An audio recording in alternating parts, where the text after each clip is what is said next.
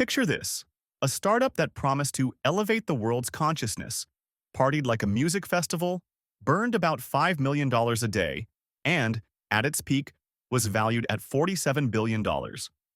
Now picture that same company walking into bankruptcy court just 4 years later. Welcome to the WeWork Paradox. Today, we'll unpack how hype, hubris, and some truly head-spinning numbers turned the future of work into one of the fastest value crashes in modern business history, and the lessons every investor, founder, and office dweller can learn. By the end of this story, you'll understand three things: how WeWork rocketed from a scrappy Soho co-working loft to a global empire backed by Masayoshi Son's billions; why the very business model that fueled that rise became an in-house time bomb; and what finally pushed the company into Chapter 11, and what the new WeWork looks like now. It all started with Adam Neumann and Miguel McKelvey. They launched an eco-friendly shared office called Green Desk in Brooklyn, sold it, and in 2011 rebranded as WeWork. Their promise was simple yet powerful. Why rent a boring cubicle when you can join a community? Memberships exploded from 186,000 in 2017 to more than 500,000 by mid-2019. The vibe felt more music festival than office: beer taps, neon signs, rooftop yoga. But the real accelerant was money. Venture capital crowned WeWork, a tech unicorn, at $1 billion in 2014, $16 billion in 2016, and, after a 12-minute headquarters tour that wowed SoftBank's Masayoshi Son, $47 billion in January 2019.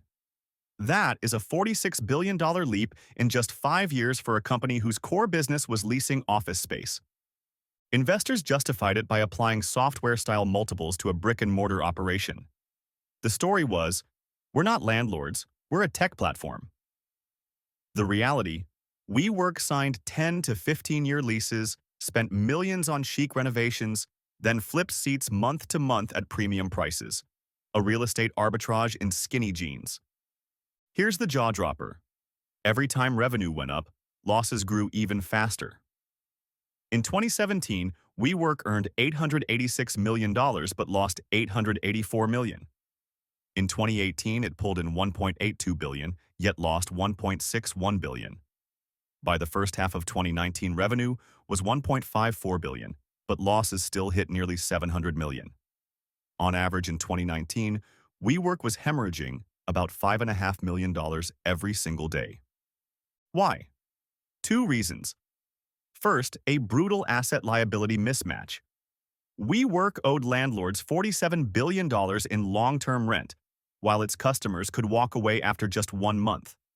Second, shaky unit economics. A typical desk cost nearly $3,661 to build, yet after rent and cleaning generated only about $125 in net cash per quarter, and that's before paying headquarters staff. Scale didn't fix the losses, it magnified them.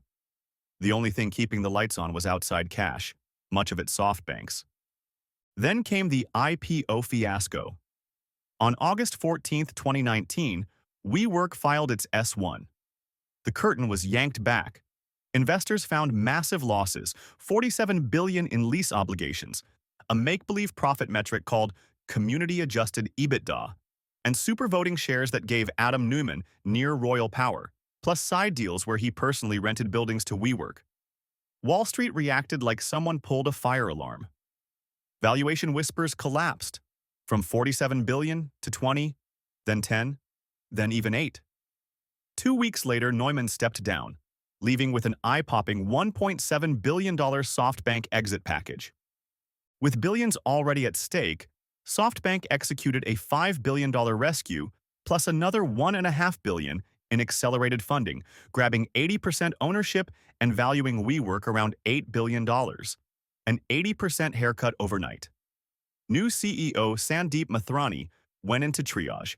2,400 layoffs in 2019, more rounds in 2020, and over 240 leases exited or renegotiated. Side projects like WeLive and WeGrow were sold or shut down. Then COVID hit. Offices emptied worldwide, the nightmare scenario for month-to-month tenants. Desperate for cash, WeWork tried again in 2021 via a SPACs at just $9 billion, but the stock promptly tanked. In August 2023, the company warned there was substantial doubt it could stay alive. On November 6th, it filed for Chapter 11, listing $18.7 billion in debt, two-thirds of it lease obligations. Inside bankruptcy court, WeWork wielded Section 365, the nuclear option that let it tear up or renegotiate hundreds of expensive leases. 7 months later, on June 11, 2024, a slimmer, new WeWork emerged. More than $4 billion in debt was wiped out. Many leases were gone or cheaper. SoftBank swapped debt for equity, and software firm Yardi Systems became a surprise co-owner. New CEO John Santora now faces the same old riddle. Can flexible offices finally turn a profit? So what can we learn from the WeWork saga? Narrative is not numbers. Gravity always wins. Founder control needs guardrails. Supervoting shares plus weak boards invite disaster. Scale can amplify losses. Growing an unprofitable model just digs a bigger hole. Due diligence matters, even for giants. SoftBank's 12-minute tour cost billions. Transparency works. The S1 spotlight saved public investors from buying the myth at $47 billion. WeWork's rise and fall isn't just boardroom gossip. It's a mirror on the modern economy where vision meets vanity and liquidity meets reality. If you enjoyed this deep dive, hit like, subscribe for more business breakdowns, and let us know in the comments. Did WeWork's idea fail, or was it just the execution? See you in the next one.